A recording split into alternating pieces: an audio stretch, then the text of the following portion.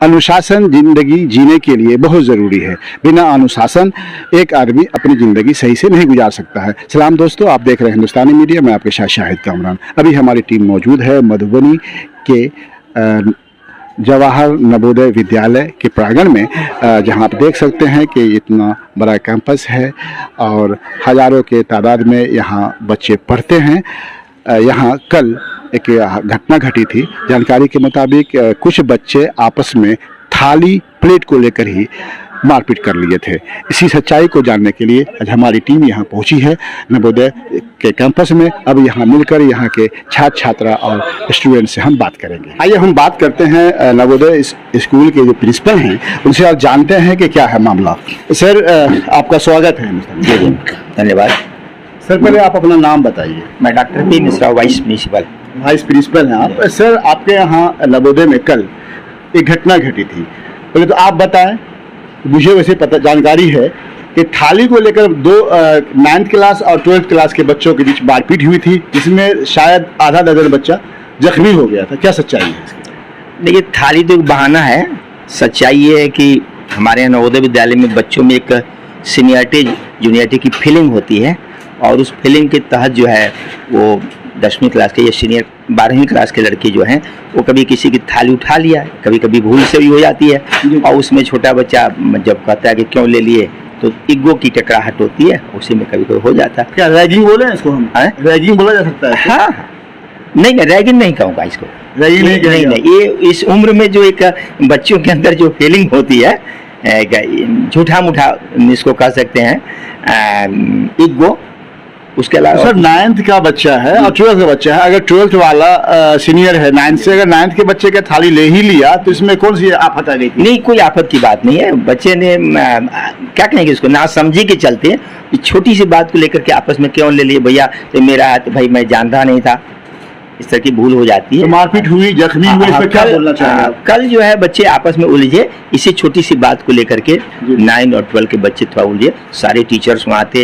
हालांकि हम बच्चों को वहाँ बैठा करके मीटिंग करने जा रहे थे, उनकी समस्या सुनने के लिए, सुलझाने के लिए। लेकिन इसी बीच में जो है एक दूसरे के नहीं आप गलत है, आप गलत हैं, फिर जो आपस में टकरा गए और हाथापाई करने लगे। उसमें एक आध बच्चे थे जैसे नाक पर चोट आ गया तो नाक से ब्लीडिंग आने लगी। फिर उसका क्या हुआ इलाज के लिए? फिर हम बच्चों को जो 1-2 बच्चों को चोट लगी थी उनको मैंने विद्यालय गाड़ी से सदर अस्पताल भेज दिया था और मुझे लगा कि हो सकता है कि समस्या कुछ और बड़ी हो, तो मैंने स्थानीय थाने को सूचना दी, पुलिस विभाग से लोग आए और फिर जो है बिल्कुल सहज स्थितियाँ हो गई।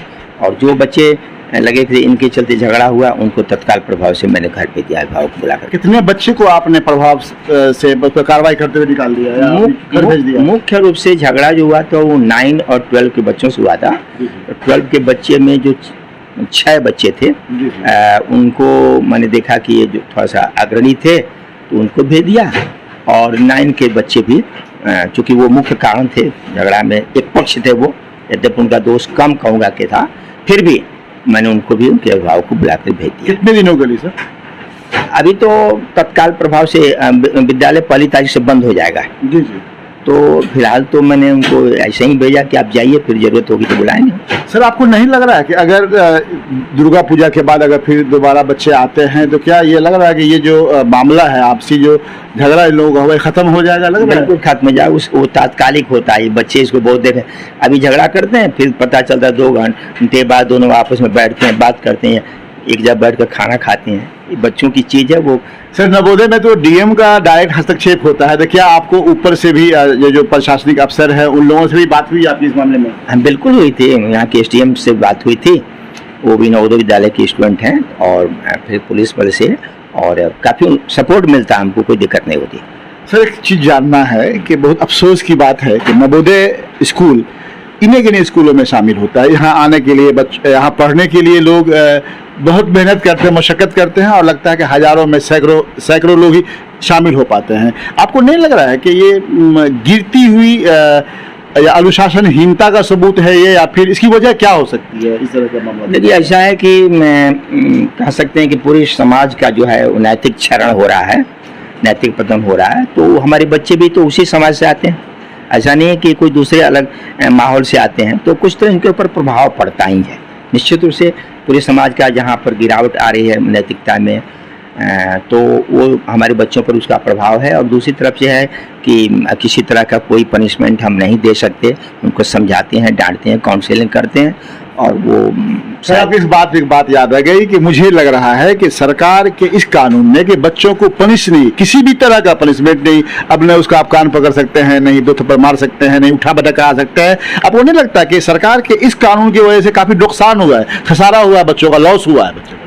इसमें तो कोई संदेह नहीं है। आप भी अनुभवी हैं, आपको ज्ञात होगा कि हमारे जो टीचर्स थे उनके साथ वो कैसे व्यवहार करते थे और आज कैसे कर रहे हैं और कैसा है। तो हमारी जो व्यवस्था है सामाजिक, या जो हमारे ऊपरी अधिकारीगण हैं, उनका जो निर्देश है उनका पालन हमको करना है, उसके अनुसार हम चलते हैं।